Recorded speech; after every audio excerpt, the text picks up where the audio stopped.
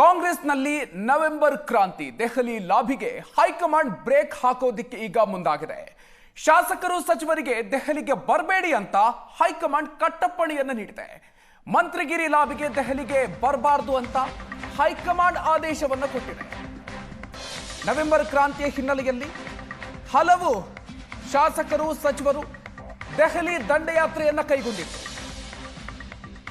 ಇದರ ಬೆನ್ನಲ್ಲೇ ಈಗ ಕಾಂಗ್ರೆಸ್ ಹೈಕಮಾಂಡ್ ಸಿಟ್ಟಾಗಿದೆ. ಈ ನಿರ್ಧಾರವನ್ನು ತೆಗೆದುಕೊಂಡಿದೆ.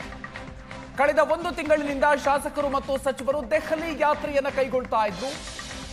ಕ್ರಾಂತಿಯಾಗಿದ್ದೇ ಆದರೆ ಸಚಿವ ಸ್ಥಾನವನ್ನು ಉಳಿಸಿಕೊಳ್ಳೋದಕ್ಕೆ ಮಂತ್ರಿಗಳು ಯಾತ್ರೆಯನ್ನು ಕೈಗೊಳ್ತಾ ಇದ್ರು. ಸಚಿವ ಸ್ಥಾನವನ್ನು ಗಿಟ್ಟಿಸಿಕೊಳ್ಳೋದಕ್ಕೆ ಶಾಸಕರಿಂದಲೂ ಕೂಡ ದೆಹಲಿಯಲ್ಲಿ ಭಾರಿ ಲಾಬಿ ನಡೀತಾ ಇದೆ. ರಾಜ್ಯ ನಾಯಕರ ದೆಹಲಿ ಯಾತ್ರೆಗೆ ಹೈಕಮಾಂಡ್ ಅಸಮಾಧಾನಗೊಂಡಿದೆ.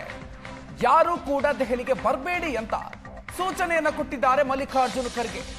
ಬಿಹಾರ ಚುನಾವಣೆಯಲ್ಲಿ ನಾಯಕರು ಬ್ಯುಸಿ ಇದ್ದಾರೆ ಅಂತ ವರಿಷ್ಠರು ತಿಳಿಸಿದ್ದಾರೆ.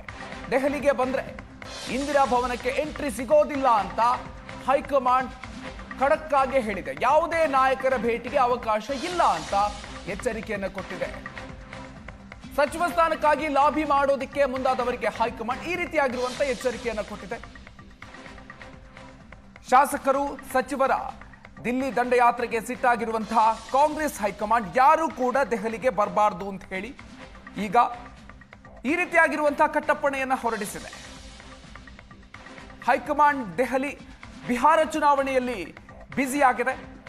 ಈ ಹಿನ್ನೆಲೆಯಲ್ಲಿ ಯಾರೂ ಕೂಡ ಯಾವುದೇ ರೀತಿಯಾಗಿರುವಂತಹ ಬೇಡಿಕೆಯನ್ನು ಹೊತ್ತುಕೊಂಡು ದೆಹಲಿಗೆ ಬರಬೇಕಾದಂತಹ ಪರಿಸ್ಥಿತಿ ಇಲ್ಲ, ಬರಬೇಕಾದಂತಹ ಅವಶ್ಯಕತೆ ಇಲ್ಲ ಅನ್ನೋದನ್ನ ಖಡಕ್ ಆಗಿ ಹೇಳಿದೆ.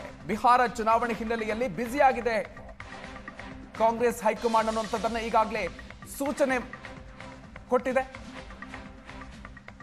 ಸಚಿವ ಸ್ಥಾನಕ್ಕಾಗಿ ಲಾಬಿ ಮಾಡೋದಕ್ಕೆ ಮುಂದಾದವರಿಗೆ ಈ ರೀತಿಯಾಗಿರುವಂತ ಎಚ್ಚರಿಕೆ ಈಗ ಹೋಗಿದೆ.